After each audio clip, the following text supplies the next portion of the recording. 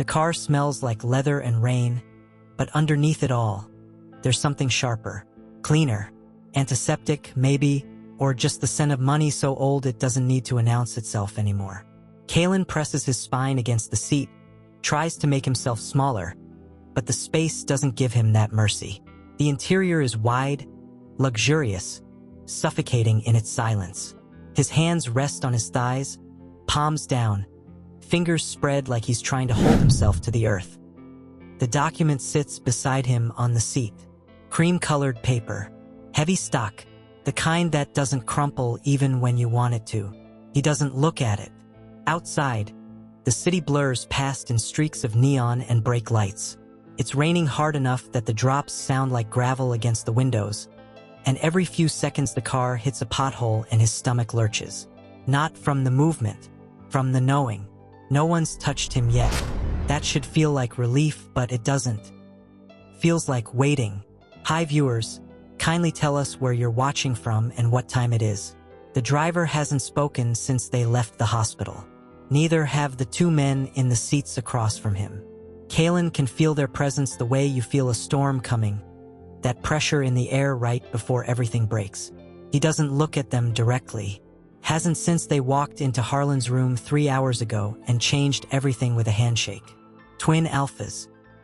Identical from what he caught in his peripheral vision. Expensive suits. Hair graying at the temples. Faces carved from something harder than stone. The one on the left shifts, crosses an ankle over his knee. The movement is casual, controlled. Caelen's pulse kicks up anyway. His omega instincts scream at him to lower his eyes, tuck his chin, make himself even smaller than he already feels. He doesn't. Instead, he stares at the rain on the window and counts his breaths. In for 4. Hold for 4. Out for 4. The technique doesn't work. His chest still feels tight, like someone's wrapped wire around his ribs and pulled. The car turns. Smooth, practiced. No sudden movements. Nothing aggressive. But Caelen's body registers the change in direction like a threat anyway. They're heading deeper into the city now, away from the hospital, away from the last place that felt even remotely like his life. Harland's face flashes in his mind. Pale, hollow-eyed, dying. Not from the cancer, but from the shame. That's what Caelen will remember most. Not the apology that never came. Not the explanation. Just the look in Harland's eyes when the twins walked in and Harland realized he didn't have to say the words out loud. Caelen had already known.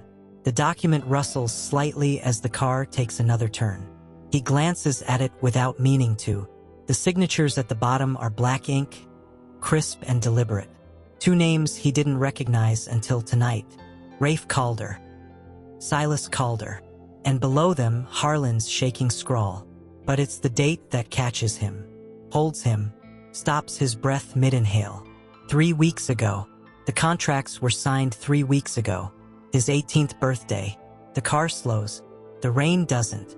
Caelen's fingers curl into his palms, nails biting into skin. He tries to process it, tries to make the timeline make sense, but it won't fit. 3 weeks.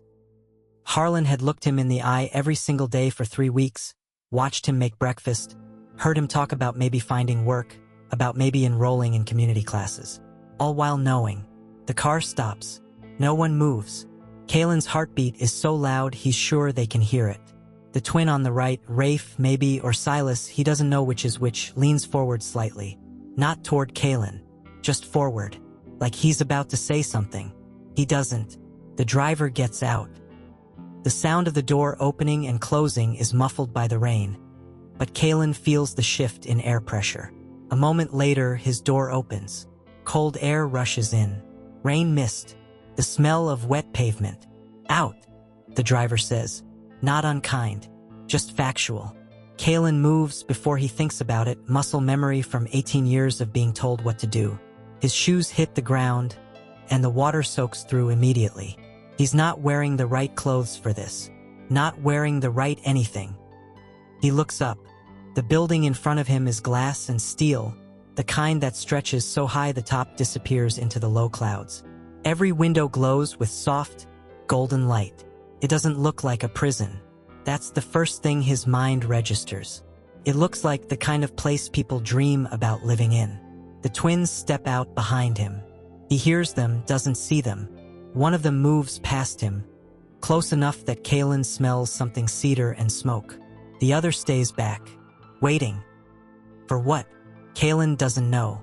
The first twin, the one who moved past, stops at the entrance. Tall doors, brushed metal handles. A doorman appears out of nowhere, opens the door without a word, doesn't even glance at Caelen. Inside, the second twin says. His voice is low, calm. The kind of calm that makes Caelen's instincts scream louder. He walks. The lobby is marble and silence. His wet shoes squeak against the floor, and the sound echoes, bounces off the high ceilings. There's art on the walls, huge abstract pieces that probably cost more than Harland's medical bills.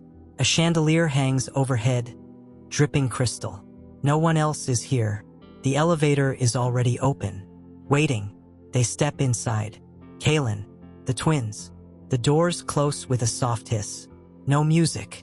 Just the hum of machinery and the faint rustle of fabric as one of the twins adjusts his cuff. The elevator doesn't have buttons. Caelen stares at the panel. Empty. Smooth. Just a small screen with a fingerprint scanner. The twin on his left still doesn't know which one. Presses his thumb to it. The screen flashes green. The elevator moves. And up. Caelen counts floors in his head. Loses track somewhere after 30. His ears pop. He swallows, tries to ease the pressure, but it doesn't help. The twins don't look at him. Not once. That should be a relief. It's not. The elevator slows. Stops. The doors open onto a hallway that's more window than wall. Floor-to-ceiling glass on both sides.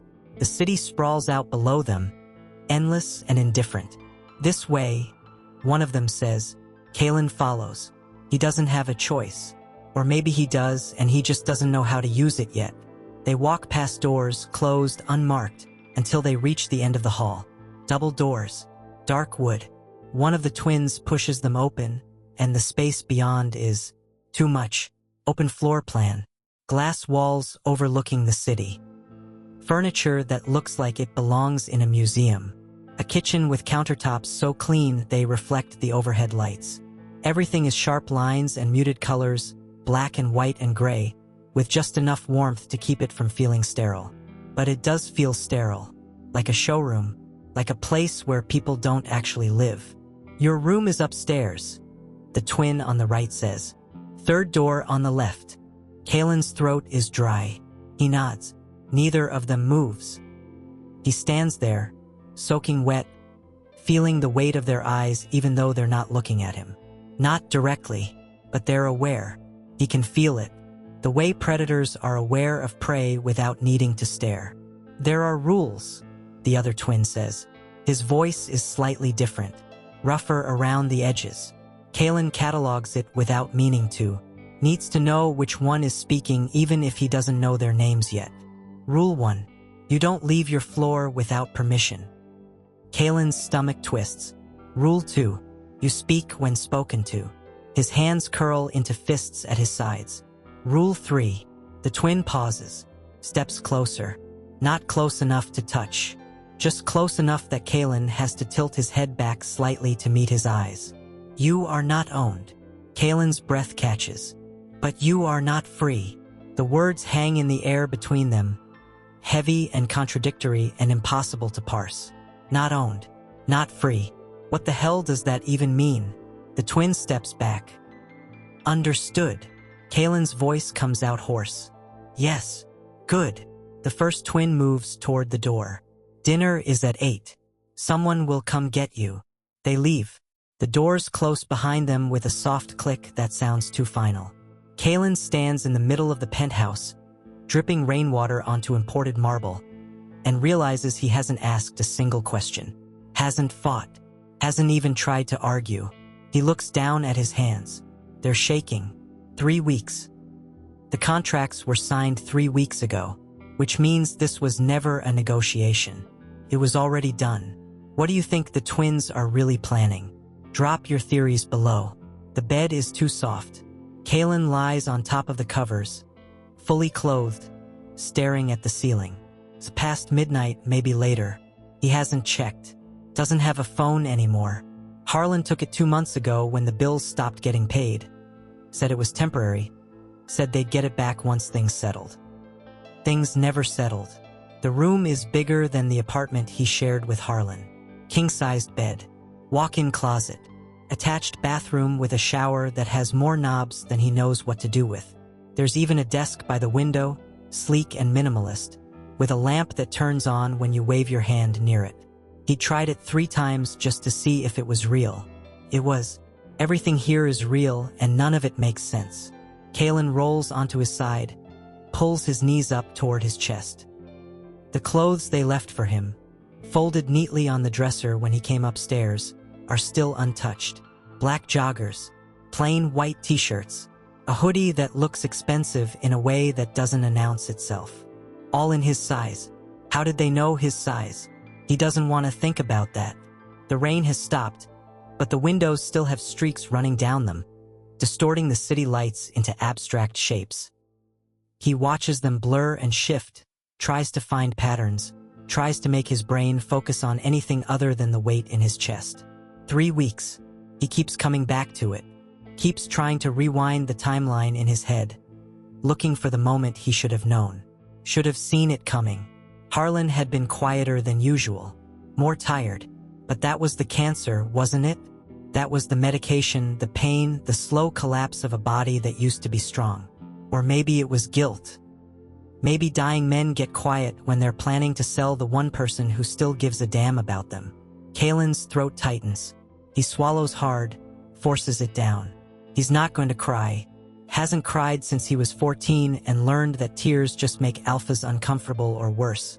Interested. A soft knock at the door freezes him mid-breath. He doesn't answer. The knock comes again. 3 taps, evenly spaced. Patient. Caelen. A man's voice.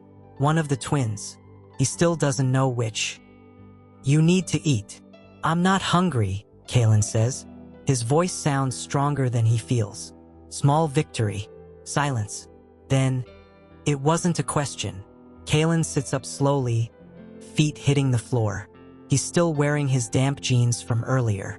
They're uncomfortable, stiff with dried rain and sweat, but changing felt like surrendering something he's not ready to give up yet. He opens the door. The twin standing there is dressed down from earlier. No suit jacket. Just the white dress shirt with the sleeves rolled up to his elbows. Dark slacks. His face is unreadable, carved from the same stone as before, but there's something in his eyes, brief, flickering, that might be assessment. Downstairs, the twin says. Now. He turns and walks away without checking if Caelen follows. Caelen follows. The penthouse is quieter at night. No city noise filters through the thick glass. No hum of distant traffic. Just the soft sound of their footsteps on hardwood, then tile as they enter the kitchen. The other twin is already there. He's sitting at the island counter, a tablet in front of him, reading something Caelen can't see. He glances up when they enter, nods once, then goes back to the screen. There's food laid out. Sandwiches, fruit, a bowl of soup that's still steaming. Nothing fancy, nothing that screams wealth or power, just food. Sit, the first twin says, gesturing to one of the high-backed stools. Caelen sits. The twin who brought him downstairs moves to the coffee maker, starts it without asking if Caelen wants any. The other one closes the tablet, pushes it aside, and looks at Caelen directly for the first time since he arrived. You haven't asked any questions, he says.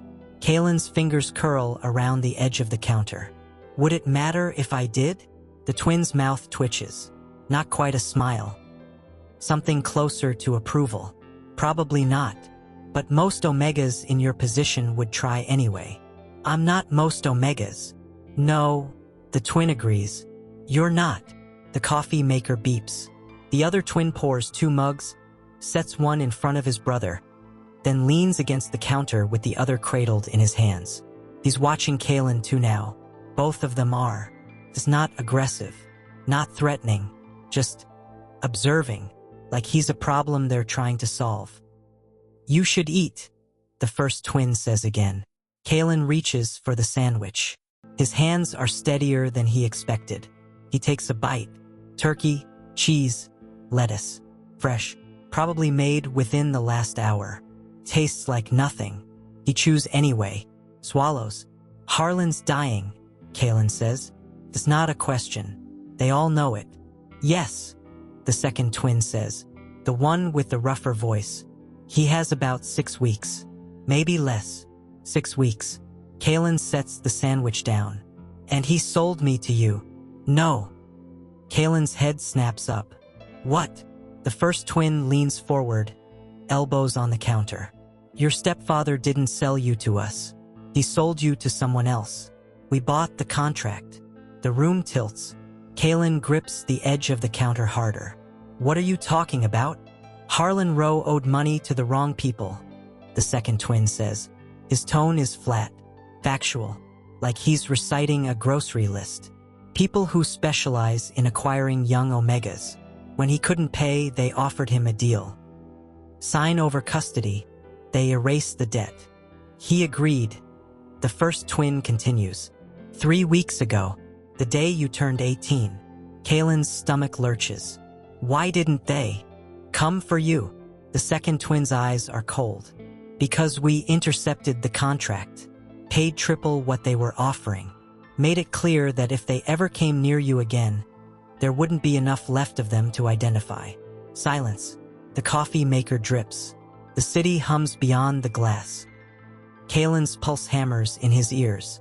So you saved me, he says slowly, testing the words, tasting them for lies.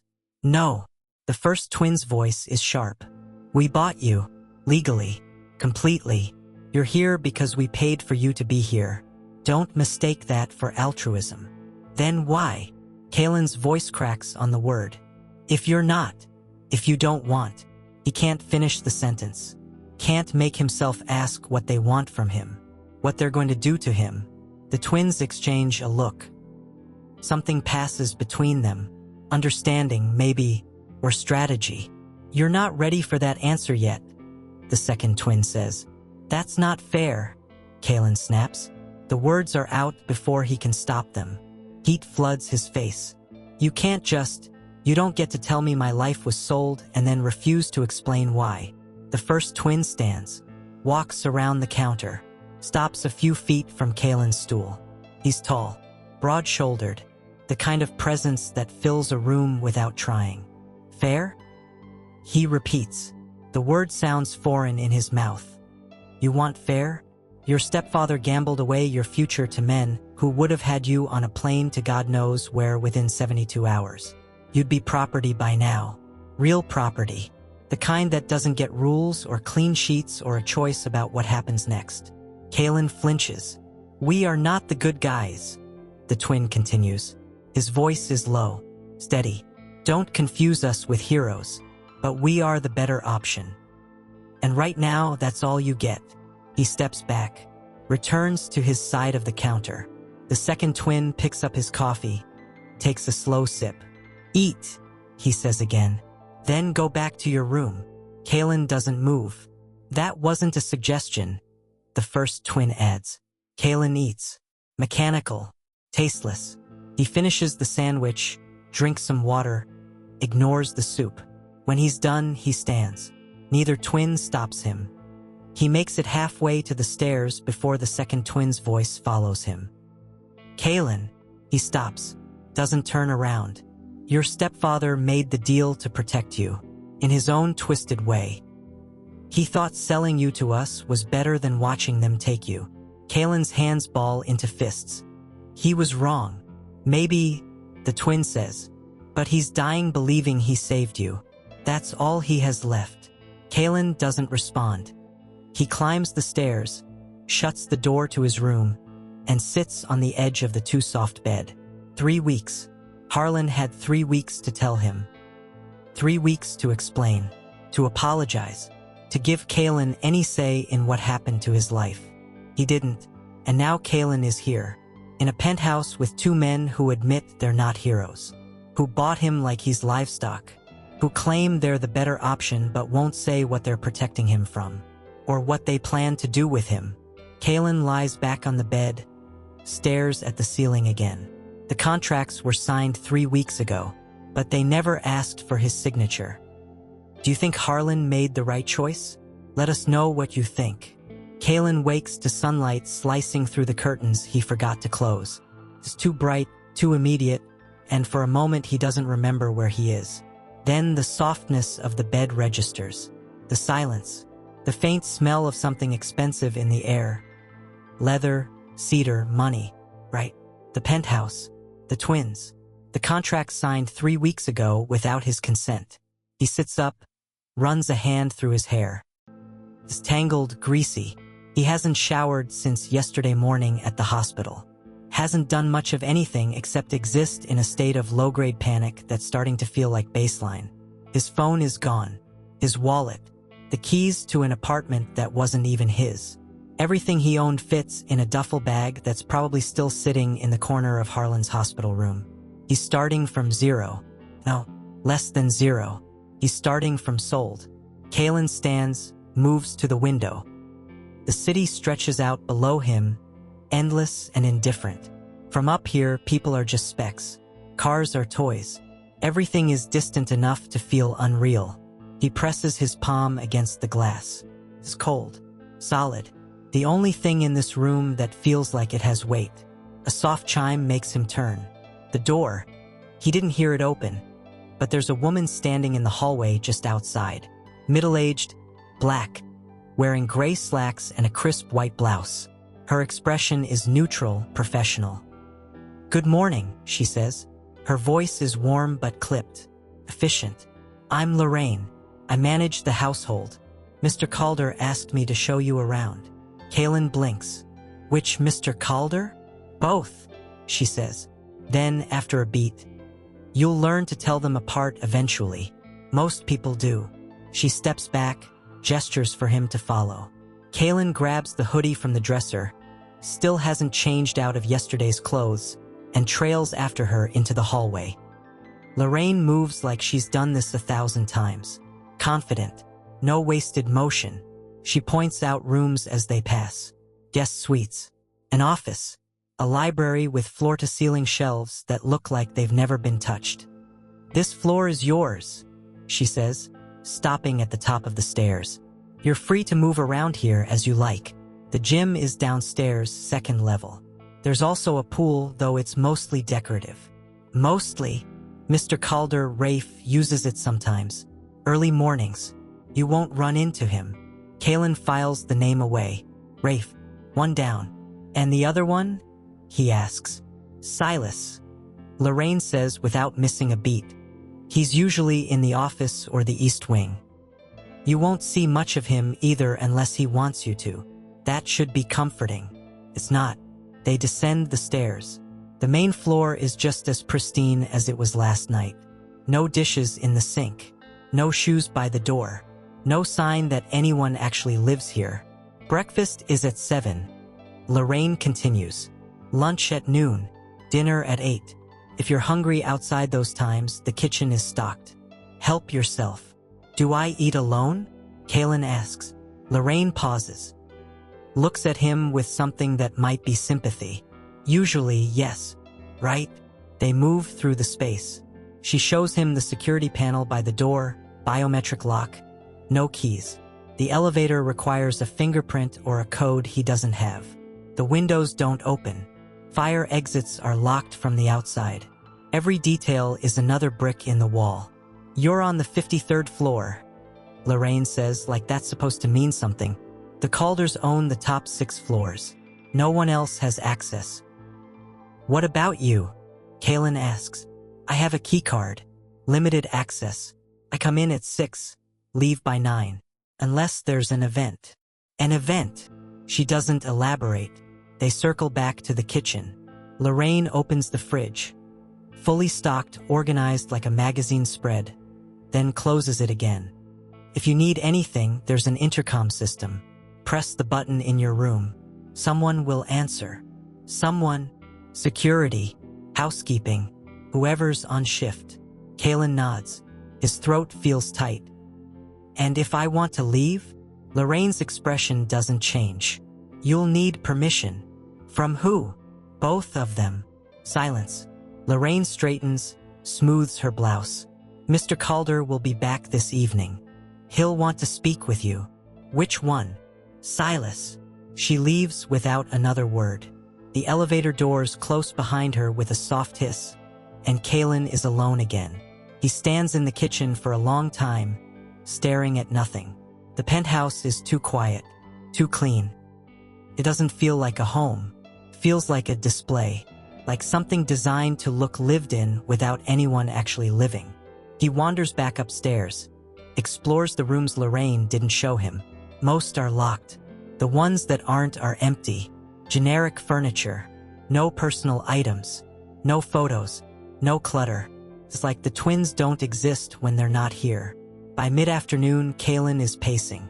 He's tried sitting, tried lying down, tried staring out the window until his eyes burned. Nothing works. The restlessness is crawling under his skin, making him want to move, to do something, to break something. He ends up in the library. The books are real, he checks, pulls a few off the shelf at random. Classic literature, legal texts, some kind of financial analysis that makes his head hurt just looking at the title. He chooses a novel he's never heard of, curls up in one of the leather chairs by the window, and tries to read. The words blur together. He reads the same page 3 times before giving up. The sun is setting when the elevator chimes again. Caelen tenses. He's still in the library, the book open on his lap, and he doesn't move. Doesn't want to seem eager. Doesn't want to seem like he's been waiting. Footsteps. Slow. Deliberate. Coming closer. Silas appears in the doorway. He's still in a suit, but the tie is gone, the top button undone. He looks tired. Not physically, just worn. You've been exploring, Silas says. It's not a question. Lorraine gave me a tour, Caelen replies. And it's very clean.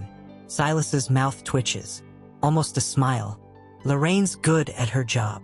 He steps into the room, moves to the window. For a moment, they just stand there, Caelen in the chair, Silas looking out at the city. The silence stretches. You're wondering why you're here, Silas says eventually. Caelen closes the book. I know why I'm here. You bought me. That's not the same thing, isn't it? Silas turns. His eyes are sharp, assessing. You're not what I expected. What did you expect? Fear, tears, maybe anger. Silas tilts his head slightly. You're angry, but you're not showing it. Caelen's jaw tightens. Would it matter if I did? No, Silas admits. But it would be honest. Honesty doesn't seem like a priority here. Silas's expression shifts. Something darker. You want honesty? Fine. You're here because the alternative was worse. You're here because your stepfather made a deal with people who would have broken you in ways you can't imagine. You're here because we have the resources to keep you safe and the reputation to make sure no one comes looking. Safe, Caelen repeats. The word tastes bitter. You keep saying that. But safe from what? From who? From everyone, Silas says. Including us. Caelen's breath catches. Silas moves closer. Not threatening. Just present. You're not a pet. You're not a toy. You're not here for our entertainment. You're here because the system is broken, and we're one of the few cracks you can slip through without getting crushed. That's not an answer, Caelen says. It's the only answer you're getting tonight. Silas turns, heads for the door, pauses. Dinner's in an hour. Rafe will be joining us. Why? Because he wants to meet you properly. He met me last night. No, Silas says. Last night he assessed you. Tonight, he'll decide if you're worth the investment. The words land like a punch. Caelen stands, the book falling to the floor. I'm not an investment. I'm a person. Silas looks back at him. His expression is unreadable. Then prove it. He leaves. Caelen stands alone in the library, heart pounding, hands shaking. The contracts were signed 3 weeks ago. But tonight, apparently, they're deciding whether he gets to stay. What do you think Rafe will decide? Comment below. Dinner is in a room Caelen hasn't seen before. Ground floor, west side. The curtains are drawn, blocking out the city lights, and the only illumination comes from a chandelier that's dimmed low enough to feel intimate without being romantic. The table is long, dark wood, polished to a mirror shine. 3 place settings. 1 at the head, 2 on either side, close enough to talk but far enough apart to keep distance. Caelen is already seated when the twins arrive. He didn't have a choice. Lorraine appeared at his door 20 minutes ago, told him to change. He did reluctantly, pulling on the clothes they'd left for him, and escorted him downstairs. She didn't stay. Now it's just him, the too quiet room, and the faint clink of silverware he's too nervous to touch. The door opens. Rafe enters first. He's in a suit again, charcoal gray this time with a black shirt underneath. No tie. His hair is slicked back, still damp like he just stepped out of the shower. He moves with the kind of confidence that comes from never doubting you belong. Silas follows a step behind. His suit is navy. Same no-tie look. Same sharp edges. They're identical in the way that twins are. Same bone structure. Same height. Same presence. But there are differences if you look close enough. Rafe's jaw is slightly sharper. Silas's eyes are darker. Rafe moves like he's always 1 step ahead. Silas moves like he's already 2 steps past wherever you think you're going. They sit. Rafe at the head. Silas across from Caelen. No one speaks. Lorraine reappears with food. Plated. Restaurant quality. She sets it down without a word, refills water glasses, and leaves again. The door clicks shut behind her. Caelen stares at his plate. Some kind of fish. Roasted vegetables. A sauce drizzled artfully across the ceramic. It looks expensive. He doesn't touch it. "You're not eating," Rafe says. Caelen glances up. Rafe is watching him, fork in hand, but he hasn't taken a bite either. "I'm not hungry," Caelen says. "You didn't eat lunch," Silas adds from across the table. "Or breakfast. I didn't realize you were keeping track." "We're always keeping track," Rafe says. His tone is even, matter of fact. "It's our job." Caelen's stomach twists. "I'm not a job." "No," Rafe agrees. "You're a responsibility." "That's worse." Silas picks up his fork, cuts a piece of fish, chews slowly. His eyes never leave Caelen. "You've been here 24 hours. You haven't asked to call anyone. Haven't asked for your things. Haven't asked when you can leave. Would it matter?" Caelen asks. "Probably not," Silas admits. "But it's strange." "What's strange is being bought and then told I'm not owned," Caelen snaps. The words come out sharper than he intends. "What's strange is being locked in a penthouse with 2 men I don't know and being told it's for my protection. What's strange is sitting here pretending this is normal." Silence.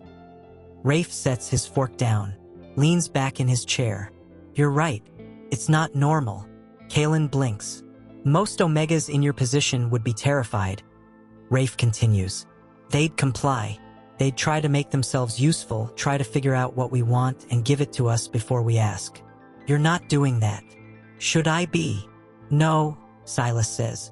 "But it's interesting that you're not." Caelen's pulse kicks up. "What do you want from me?" Rafe and Silas exchange a look. It's brief, but Caelen catches it. Some kind of silent conversation happening in the space between glances. "Nothing," Rafe says finally. "Liar," Caelen breathes. Rafe's mouth curves. Not quite a smile. Something colder. "You're perceptive. That's good. It means you'll survive what comes next." "What comes next?" Caelen's voice is too loud. He doesn't care. "You keep talking in circles. You keep saying I'm here for protection, but you won't tell me from what. You say I'm not owned, but I can't leave. You say you don't want anything from me, but you're watching me like I'm a puzzle you're trying to solve. Because you are," Silas says quietly. Caelen's breath catches. "You're not reacting the way you should," Silas continues. "You're scared. We can see that. But you're not broken. You're not shutting down. Most omegas, especially ones sold by their guardians, would be catatonic by now. You're sitting here arguing with us. Is that a problem? Caelen asks. No, Rafe says.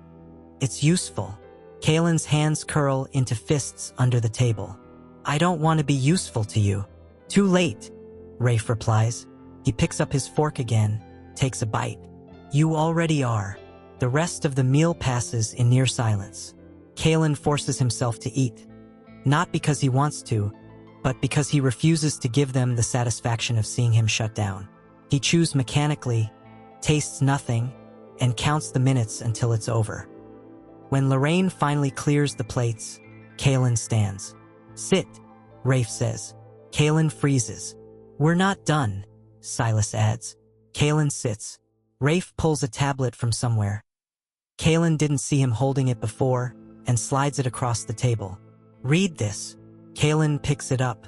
The screen is already on. A document. Legal language. Dense paragraphs full of words he doesn't fully understand. He scrolls. His name is there. Harland's name. The twins' names. Dates. Signatures. And then he sees it. A clause buried in the third page. Subject will remain under custodial protection until deemed capable of independent function. Custodians reserve the right to determine readiness. Caelen's blood runs cold. What does this mean? It means we decide when you're ready to leave, Rafe says. That's not. Caelen's voice cracks. That's not protection. That's imprisonment. It's both, Silas says. Welcome to the gray. Caelen shoves the tablet back across the table. You can't do this.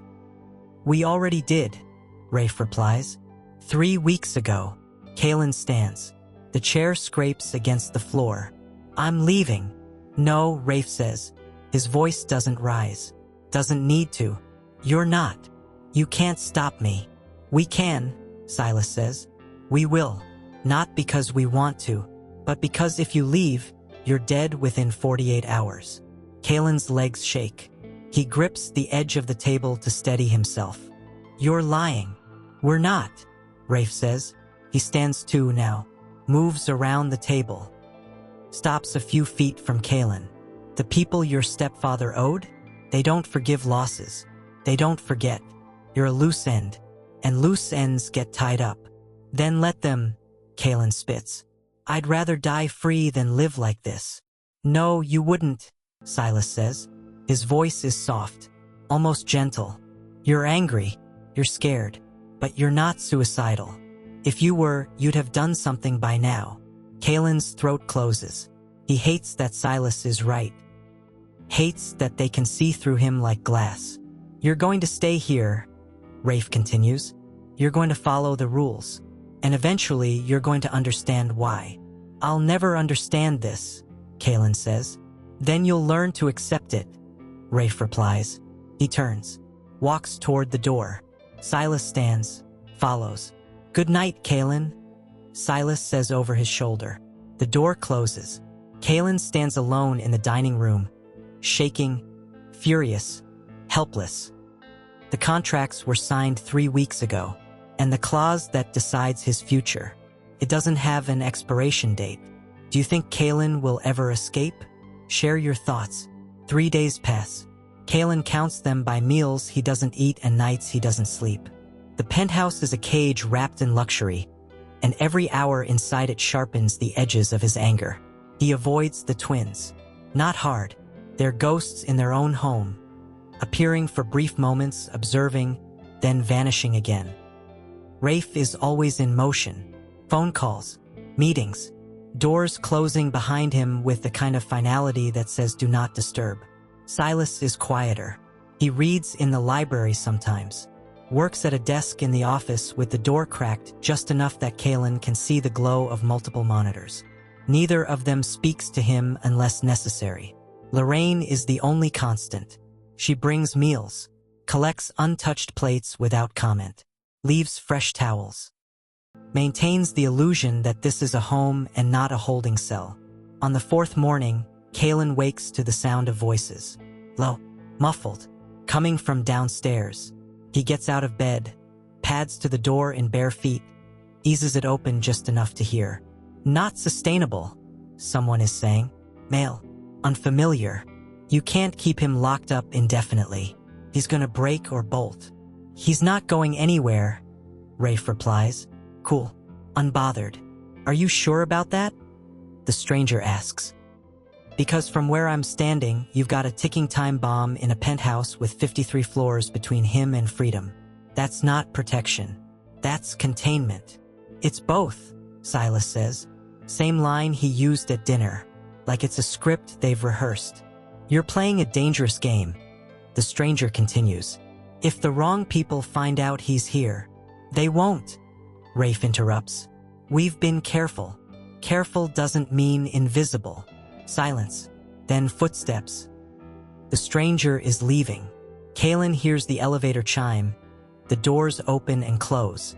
He slips back into his room, shuts the door softly, and sits on the edge of the bed. Ticking time bomb. He doesn't know whether to be offended or agree. Later, how much later, he doesn't know. There's a knock at his door. Not Lorraine's polite three-tap pattern. Heavier. More deliberate. Come in, Caelen says. He's still sitting on the bed. Hasn't moved. Silas enters. He's in jeans today. Plain black t-shirt. It's the most casual Caelen has seen him, and it's jarring. Makes him look younger. Almost human. We need to talk, Silas says. I'm not interested, Caelen replies. I don't care. Silas closes the door behind him, leans against it. You heard the conversation this morning. Not a question. Caelen's stomach sinks. You knew I was listening. The floors are old, Silas says. They creak. You're not as quiet as you think. Caelen's jaw tightens. If you're here to threaten me, I'm not. Silas crosses his arms. I'm here to explain. I don't want your explanations. Too bad. They stare at each other. Caelen's pulse is loud in his ears, but he doesn't look away.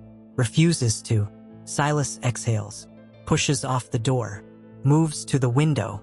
The man who was here this morning is a lawyer. One of the few who knows you exist. He thinks we're making a mistake.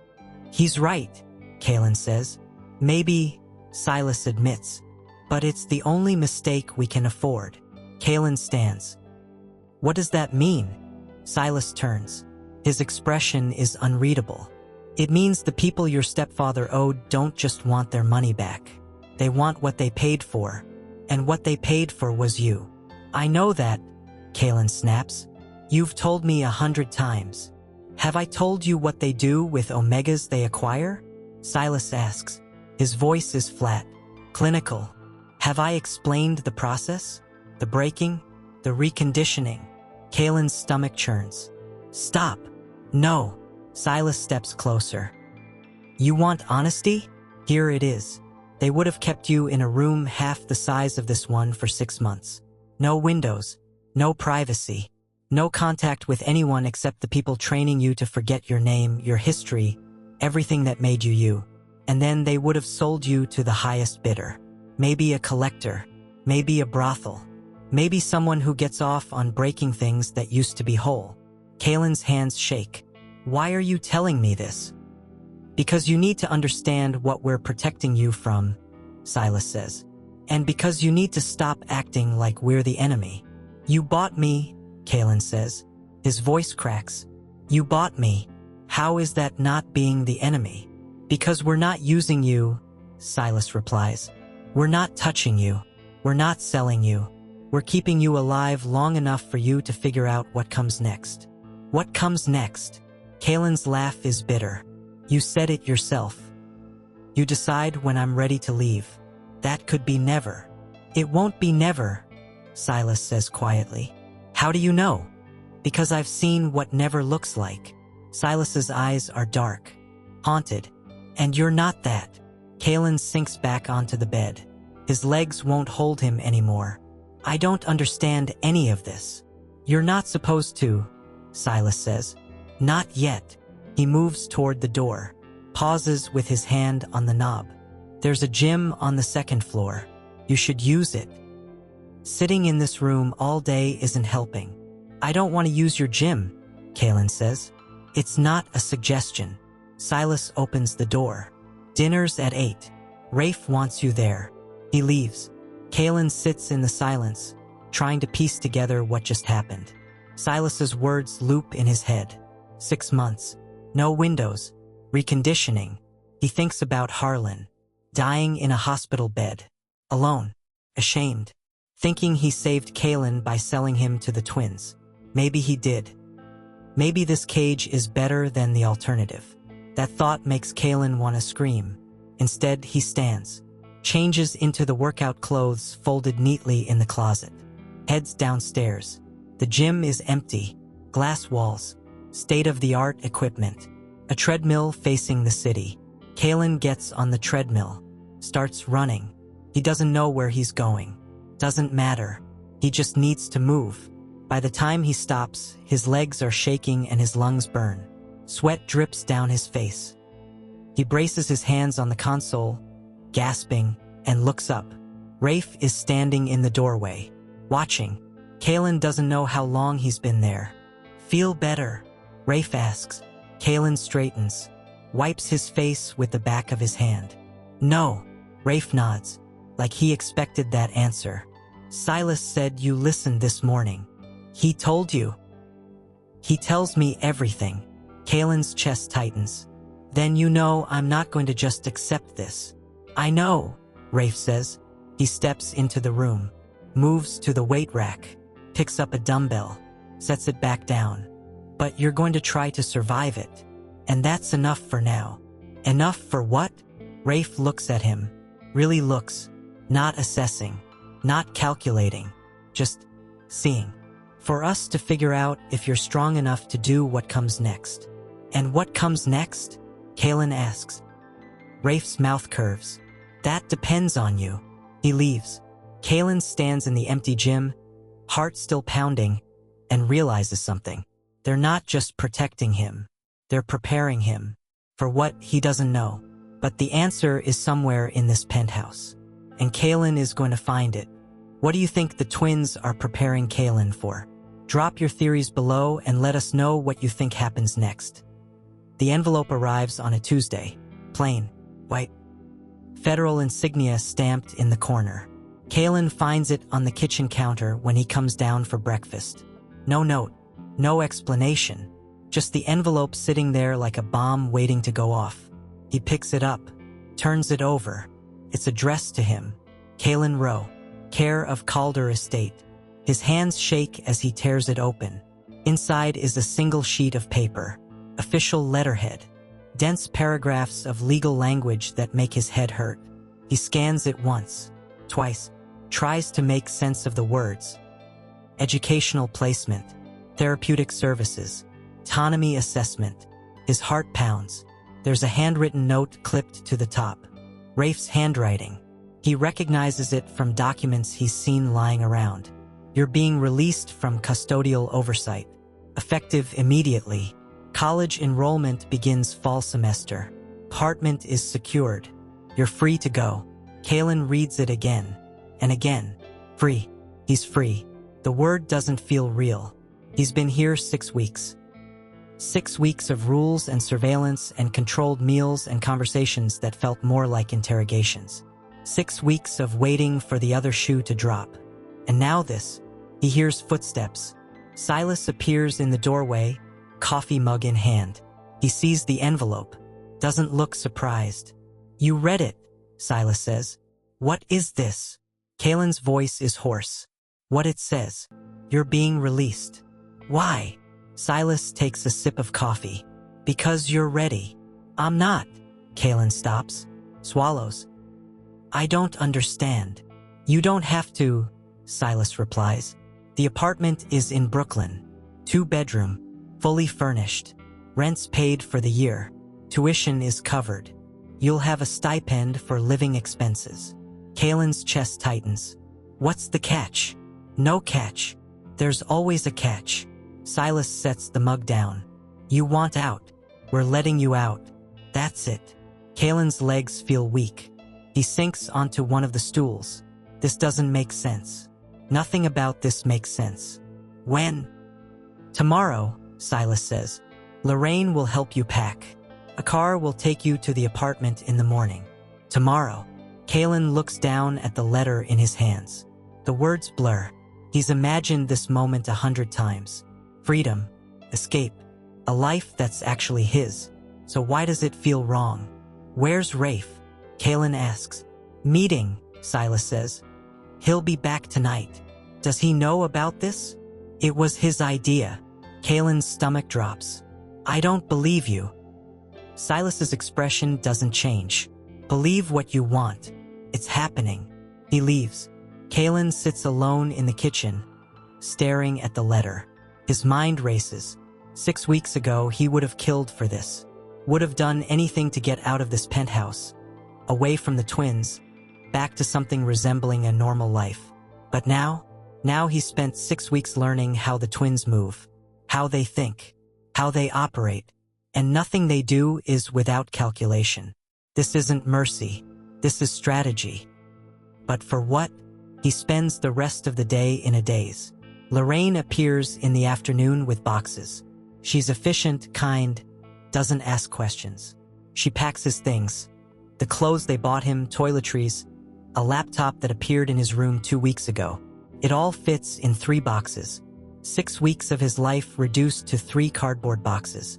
By evening, Caelen is exhausted.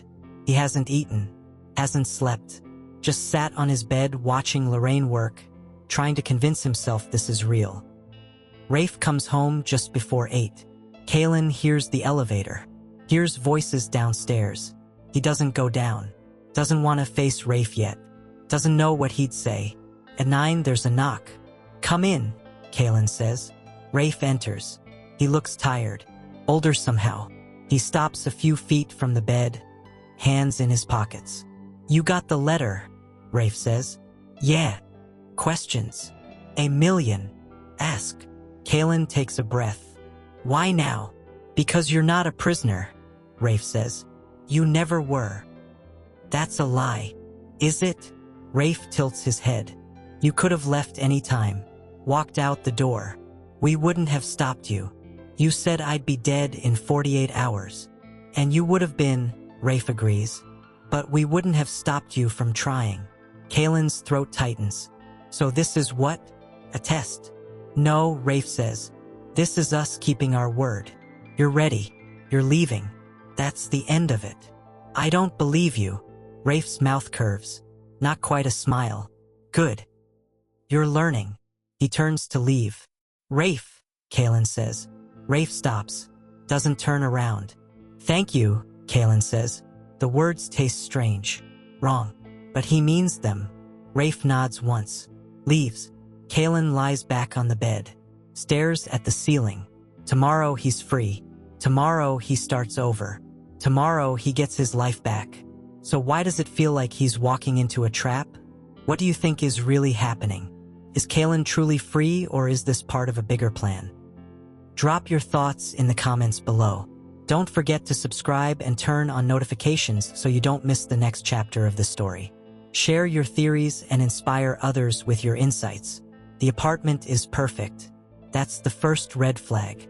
Caelen stands in the middle of the living room, boxes at his feet, and takes it in. Hardwood floors, exposed brick, windows that actually open, furniture that looks lived in but clean, a kitchen with actual counter space. It's everything he should want, and it terrifies him. The car dropped him off an hour ago. The driver handed him keys, a folder with documents, and left without a word. No instructions, no follow-up, just keys and silence. Caelen opens the folder. Lease agreement, bank statements, a debit card in his name with a balance that makes his stomach turn. Insurance documents, college enrollment forms already filled out. Everything is handled. Everything is perfect. He sets the folder down. Walks to the window. Brooklyn stretches out below him. Real. Tangible. Free. He should feel relieved. He doesn't. His phone buzzes. He pulls it out. It's new. They gave it to him yesterday. No contacts except one number labeled emergency. The text is from an unknown number. Settle in. Start fresh. Forget us. No signature, but Caelen knows who sent it. He types back, "Why?" The response is immediate. "Because you deserve better than this." Caelen stares at the screen. His chest aches. He doesn't respond. 3 days pass. Caelen tries to adjust. He unpacks, explores the neighborhood, buys groceries, tries to pretend this is normal. It's not. Every time he closes his eyes, he sees the penthouse, hears Silas's voice, feels Rafe's presence in the room even when he's alone. On the 4th day, he gets a call. Unknown number. He answers. "Hello, Caelen Rowe." The voice is female, professional, cold. "Yes, this is Administrator Chun from the Omega Registry Office. We need you to come in for a compliance check." Caelen's blood runs cold. What kind of compliance check? Standard procedure. All registered Omegas are required to verify their custodial status annually. "I'm not under custodial status anymore," Caelen says. "According to our records, you are." Chun replies, "Your file shows active oversight under Calder custodianship." "That's wrong," Caelen says. His voice rises. "I was released. I have documents." "Bring them," Chun says. "Tomorrow." 10 a.m. Downtown office. She hangs up. Caelen's hands shake. He pulls up the emergency contact, stares at it. He doesn't call. Instead, he digs through the folder, finds the release papers. Everything looks legitimate. Signatures, dates, official seals. But if the registry still has him listed as under custody, then something is wrong.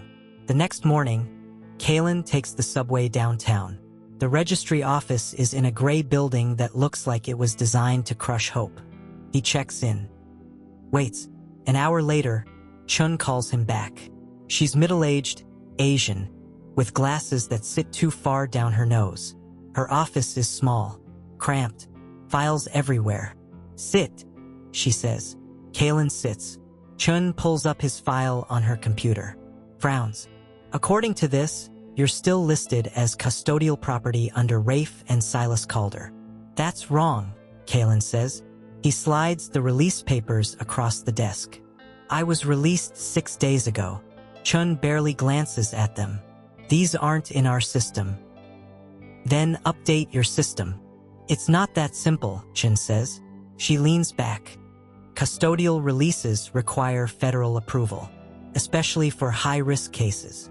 "High risk? Your file is flagged," Chun says. "Prior sale attempt. Trafficking concerns." The Calders filed for extended oversight 3 weeks ago. Caelen's world tilts. "What?" "They requested a 6-month extension on your custodial status. It was approved." "That's impossible," Caelen says. "They released me. I have papers." "Those papers aren't federal," Chun replies. "They're private. They don't override registry status." Caelen's chest tightens. "So what does that mean?" "It means legally you're still under their custody. And if you're living independently without their supervision, you're in violation." "Violation of what?" "Federal Omega Protection Act," Chun says. "Section 12. Unsupervised cohabitation." Caelen stands. The chair scrapes. "This is insane. They let me go. They gave me an apartment. They told me I was free. Then they lied," Chun says simply. "Or they didn't file the right paperwork. Either way, you need to resolve this." "How?" "Return to custodial oversight. Or get the Calders to file the correct federal release." Caelen's hands ball into fists. "And if I don't?" Chen's expression doesn't change. "Then you're classified as a runaway, and runaways get picked up." Caelen leaves the office in a blur. His mind races. The twins lied. They set him up. Gave him freedom with one hand and kept the leash with the other. He pulls out his phone. Calls the emergency number. It rings. And rings. No answer. He tries again. Nothing. Panic claws at his throat. He's alone. Truly alone. And the system that's supposed to protect him is the same one suffocating him. He gets back to the apartment. Locks the door. Sits on the floor with his back against it. His phone buzzes. Unknown number. "We're working on it." Stay put. Caelen types back. You lied to me. The response takes longer this time. We protected you. There's a difference. Caelen throws the phone across the room. It doesn't shatter. Nothing does. Do you think the twins planned this all along? What would you do in Caelen's situation? Share your thoughts and don't forget to subscribe and turn on notifications so you don't miss what happens next. Drop your theories in the comments and let's discuss this together. The hearing is in a building that smells like fear and old paper. Caelen sits on a bench outside the courtroom, hands clasped between his knees, staring at the floor. It's been 2 weeks since the registry office. 2 weeks of phone calls that went nowhere. 2 weeks of forms and lawyers and bureaucrats who looked at him like he was a problem to be filed away.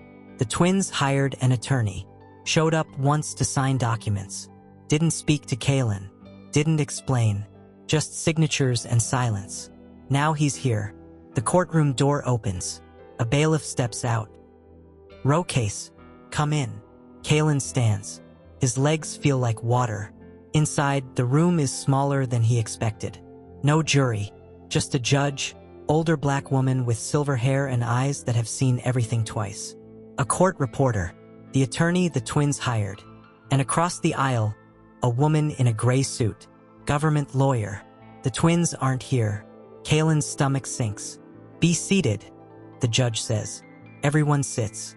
The government lawyer stands. Your Honor, this case involves an Omega minor. He's 18, the attorney interrupts. An Omega, the government lawyer continues, who was placed under custodial protection due to trafficking concerns. The custodians are now attempting to terminate oversight without proper federal clearance. That's not accurate, the attorney says. My clients followed protocol. The registry failed to process the release. The judge looks at Caelen. Mr. Rowe, do you understand why you're here? Caelen's throat is dry. Yes. Do you want to remain under custodial protection? The question hangs in the air. Caelen's mind races. If he says yes, he goes back to the penthouse. Back to rules and surveillance and the twins deciding his life. If he says no, he's alone. Vulnerable. Target. I don't know, Caelen says honestly. The judge nods. Fair answer. She looks at the government lawyer. Present your case. The woman stands. Your Honor, Mr. Rowe's file indicates severe instability. Multiple address changes.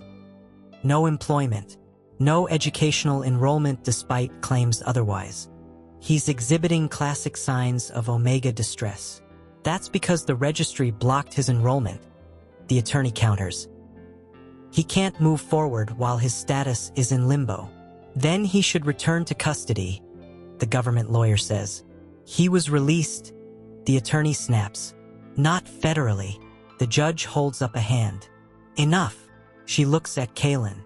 Mr. Rowe, tell me what you want. Caelen's heart pounds. Everyone is staring, waiting. I want to be free, he says quietly. Free from what?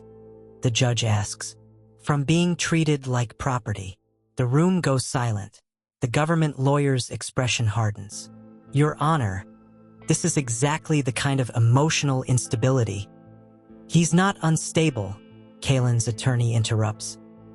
He's observant. The judge leans forward. Explain. Caelen's hands shake, but he stands anyway. Can I speak? The judge nods. Go ahead. Caelen takes a breath. I've been in the system for 6 weeks. In that time, I've been told I'm not owned but not free. I've been given rules without explanation. I've been locked in a penthouse for my protection, then released to an apartment that turned out to be another cage. That's dramatic, the government lawyer mutters. Let him finish, the judge says sharply. Caelen continues. The registry says I'm under custody. The twins say I'm released. Nobody asked me what I wanted. Nobody explained my options. I've been moved around like a chess piece, and now you're asking me to choose between 2 bad options. What would a good option look like? The judge asks. Caelen meets her eyes. One where I have a say. The room is silent. The judge sits back, studies him. You're perceptive. I pay attention, Caelen says. I can see that. She looks at the government lawyer. Your case relies on Mr. Rowe being incapable of self-determination. Does he seem incapable to you? The woman hesitates. He's an omega. The law protects omegas. It doesn't infantilize them. The judge looks at the attorney. Where are your clients? Unavailable, Your Honor. Unavailable. The judge repeats. They petition for release, then don't show up to defend it? They trust Mr. Rowe to speak for himself, the attorney says. The judge's eyebrows rise. Interesting strategy. She looks at Caelen. Do you feel safe with the Calders? Caelen pauses. I don't know. Do you feel safe without them? No. Then what do you want? Caelen's voice is steady. I want time to figure it out, without the registry breathing down my neck, without the twins controlling everything. Just time. The judge nods slowly. I'm going to issue a temporary order. 6 months. Mr. Rowe will remain in his current residence. Custodial oversight is suspended but not terminated. The registry will not interfere unless there's evidence of immediate danger. At the end of 6 months, we reconvene and Mr. Rowe makes a final decision. The government lawyer stands. Your Honor, that's my ruling, the judge says. Court adjourned. The gavel comes down. Caelen's knees buckle. The attorney catches his arm. You did good. Caelen nods. Can't speak. Outside, the city is too bright, too loud. He stands on the courthouse steps, trying to process what just happened. His phone buzzes. You did well. Caelen stares at the text. Types back. Were you there? Always. He looks up, scans the street. Across the road, leaning against a black car, is Silas. Their eyes meet. Silas nods once, gets in the car, drives away. Did Caelen make the right choice? What do you think the judge's ruling means for his future?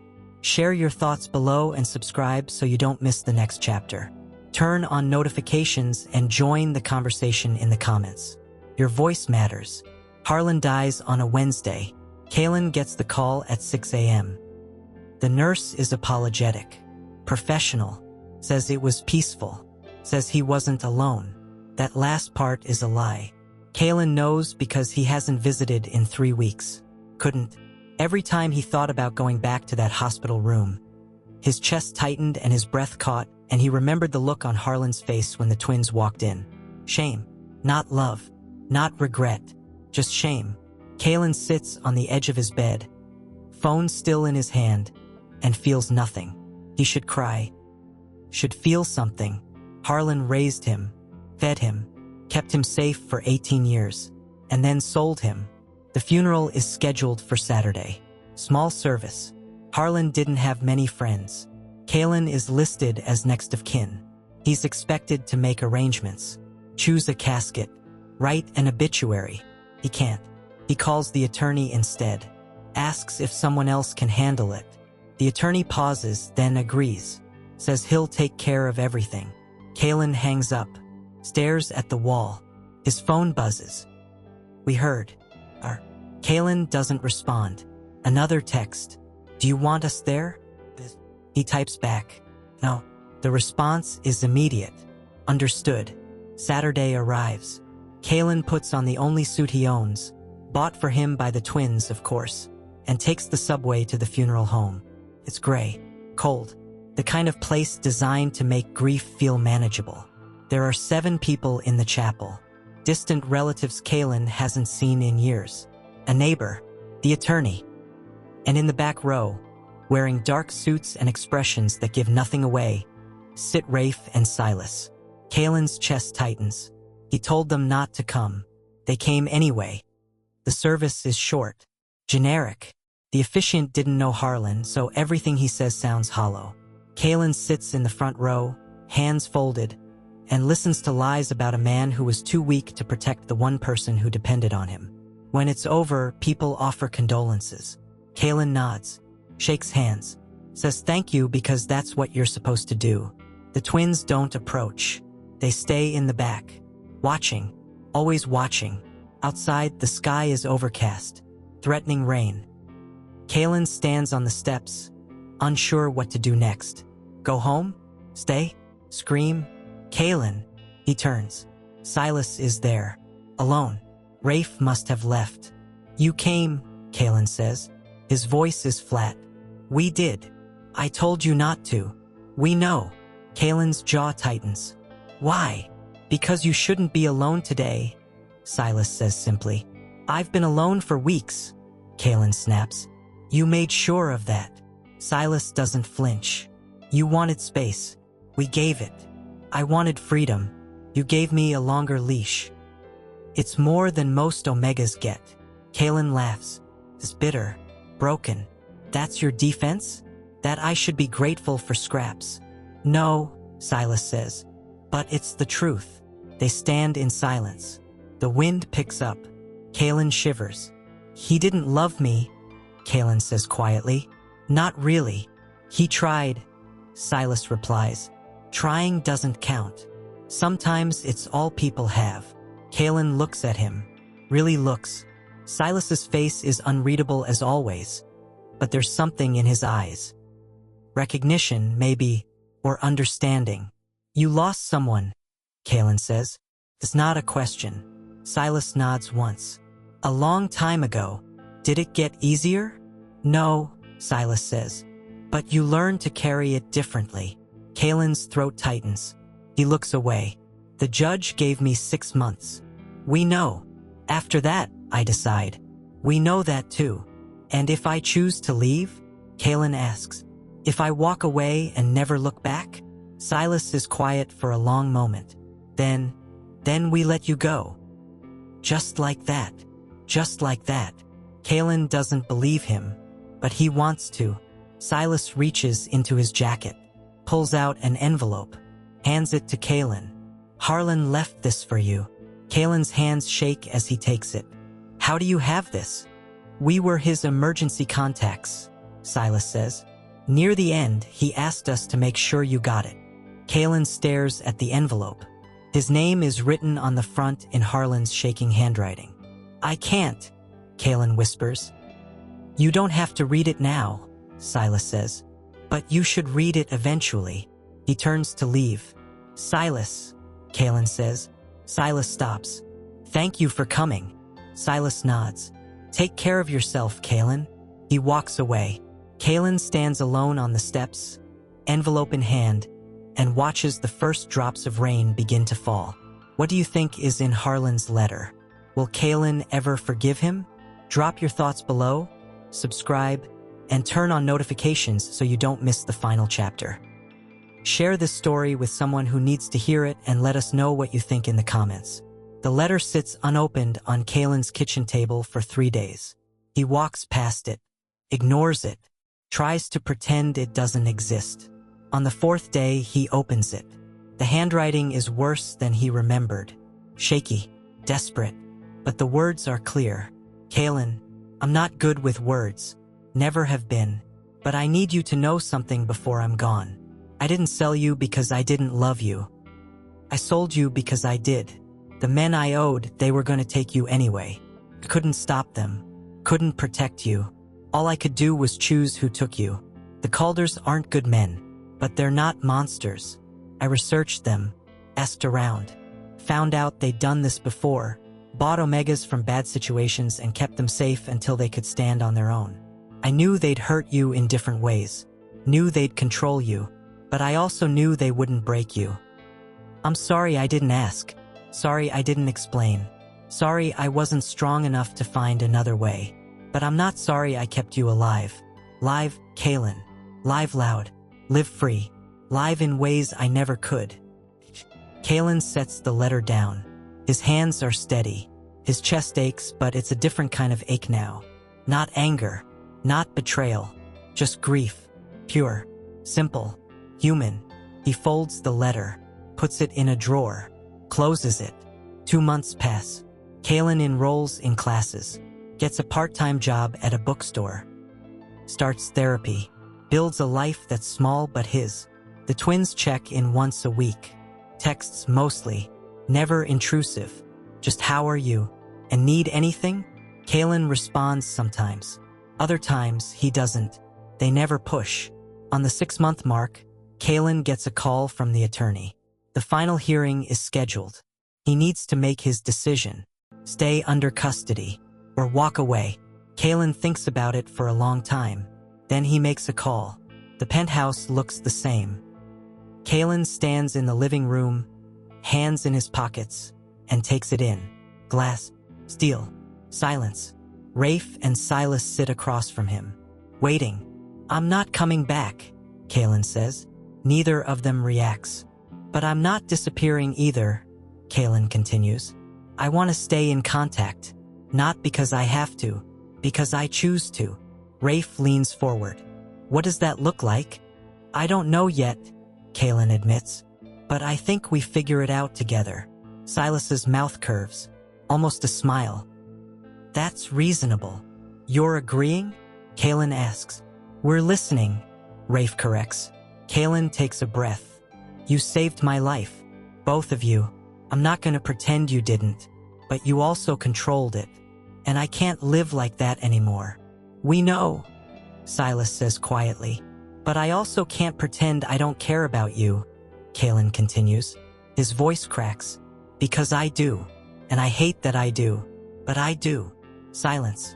Then Rafe stands, walks over, stops a few feet away. "You're not property. You never were. But you were our responsibility. And we don't take that lightly." "I know," Caelen says. "If you walk out that door," Rafe continues, "you're still ours. Not in ownership, in connection. And if you ever need us, we're here." "Even if I don't want you to be?" Caelen asks. "Especially then," Silas says. Caelen's eyes burn. He blinks hard. "I need to go." "We know," Rafe says. Caelen turns, walks to the elevator, presses the button. "Caelen," Silas calls. He stops. Doesn't turn around. "You're going to be okay," Silas says. Caelen nods, steps into the elevator. The doors close. 6 months later, Caelen is sitting in a coffee shop near campus when his phone buzzes. "Dinner tomorrow?" He smiles, types back. 7 o'clock. My place. The response is immediate. "We'll bring wine." Caelen sets his phone down, looks out the window. The city moves around him. Alive, chaotic, free. And for the first time in his life, Caelen feels like he belongs in it. Not because someone gave him permission, but because he chose it. Thank you for following Caelen's journey with us.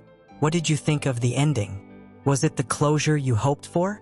Subscribe and turn on notifications so you never miss our next story. Share your thoughts in the comments and let's inspire each other. Your voice matters, and we can't wait to hear from you. Until next time, stay strong and keep choosing yourself.